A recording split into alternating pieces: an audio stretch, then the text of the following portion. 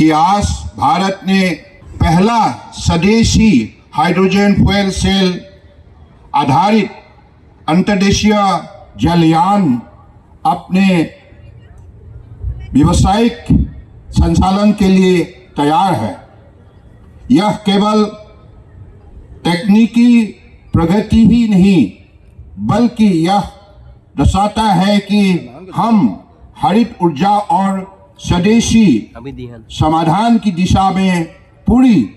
भरोसे से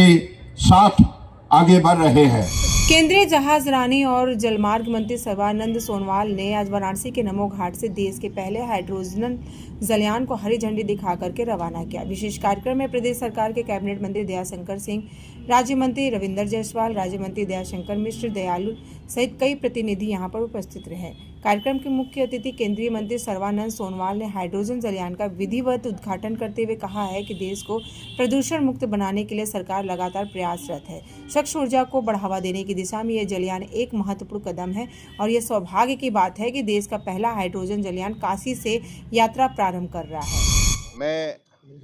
काशी विश्वनाथ धाम को कोटि कोटि नमन करता हूं और माँ गंगा के चरणों में मेरा कोटि कोटि प्रणाम। और माँ गंगा के आशीर्वाद से आज हम लोगों ने परम आदरणीय प्रधानमंत्री नरेंद्र मोदी जी के नेतृत्व में जलमार्ग विकास के सिलसिले में नई हम लोगों ने कदम उठाए है और परिवहन व्यवस्था को हम अधिक गति देने के लिए आज भिन्न भिन्न कार्यक्रम देश के अलग अलग प्रांतों में ले गए हैं, सफलपूर्वक उसको लागू की गई है। ऐसे ही एक कार्यक्रम जैसे आप लोगों को मालूम है, नेशनल जो हाइड्रोजन मिशन लक्ष्य है प्रदूषण मुक्त भारत, और प्रदूषण मुक्त भारत बनाने के लिए हमें अलग अलग मंत्रालय की तरफ से जो भी कार्यक्रम ली गई है आप लोगों ने देखा है, आप लोगों ने भी सहयोग की है। तो आज उसी लक्ष्य प्राप्ति के लिए हम लोगों ने देश की पहला indigenous hydrogen fuel cell vessel अब डेडिकेट करने हम लोग जा रहे हैं। और परम आदरणीय प्रधानमंत्री जी ने ये वेसल को लॉन्च की थी 1 साल पहले, आप लोगों को मालूम है। तो आज मैं माननीय प्रधानमंत्री जी के निर्देश के मुताबिक यहाँ आज माँ गंगा के चरणों पे हम समर्पित भावनाओं से आज डेडिकेट करने आया हूँ।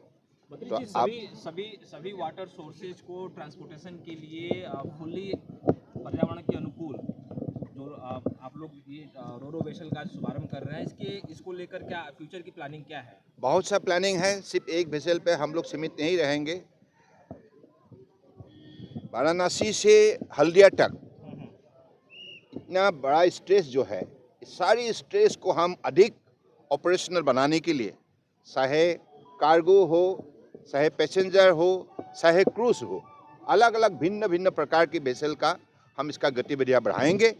और आप लोगों ने देखा है पिछले 11 साल में जो बदलाव संभव हुआ है, ये सिर्फ इसलिए संभव हुई है कि माननीय प्रधानमंत्री जी की जो दूरदर्शी नेतृत्व है, जो कुशल नेतृत्व है, उनके नेतृत्व ने आज सभी विभाग को, सभी मंत्रालय को आज शक्ति दी है, दिशा दी है, साहस दी है और इसकी वजह से जाग उठा है। और परम आदरणीय प्रधानमंत्री जी के नेतृत्व में आज विकास यात्रा को तेज गति दी गई है और आज भारत ने दुनिया की चौथा बड़े अर्थव्यवस्था के रूप में अपना पहचान बना लिया है। मंत्री जी, ये तो ड्रेनेज की समस्या